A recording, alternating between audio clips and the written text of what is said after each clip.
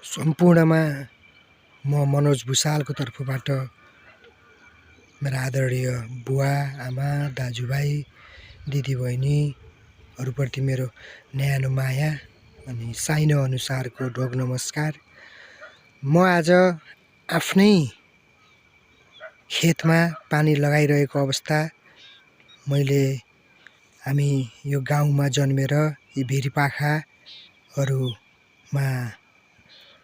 खेल्दै हुर्कँदै दाउरा घाँस पानी आली लाउने तपाईको जानी गएर गहुँ काट्नेदेखि लिएर विभिन्न सिजन अनुसारका खेतीपाती गर्छौं र प्रकृतिको सौन्दर्यता त्यो टपमा देखिएको हाम्रो रक्षा गर्ने हाम्रा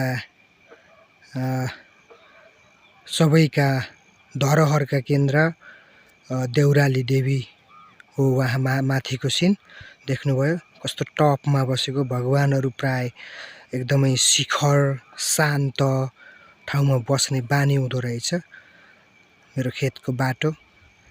अनि हुँदै गएर त्यो तपाईको चाहिँ नि बिहादी गाउँपालिकाको कार्यालय होला, कता कति देखिया छ कि छैन कुन्नी।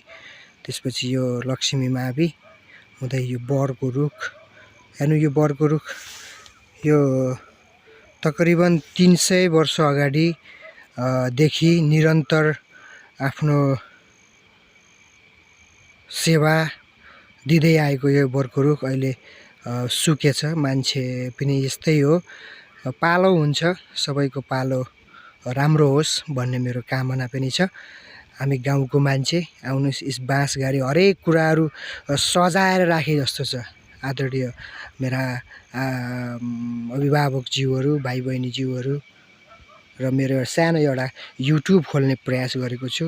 सबैले यसलाई लाइक गरेर तपाईको चाहिँ नि सब्स्क्राइब गरेर साथीहरूलाई सेयर गरेर मलाई सहयोग गरिदिनु हुनेछ भन्ने पूर्ण अपेक्षाका साथ म यो सानो क्लिपबाट बिदा हुनेछु। हस्त, धन्यवाद।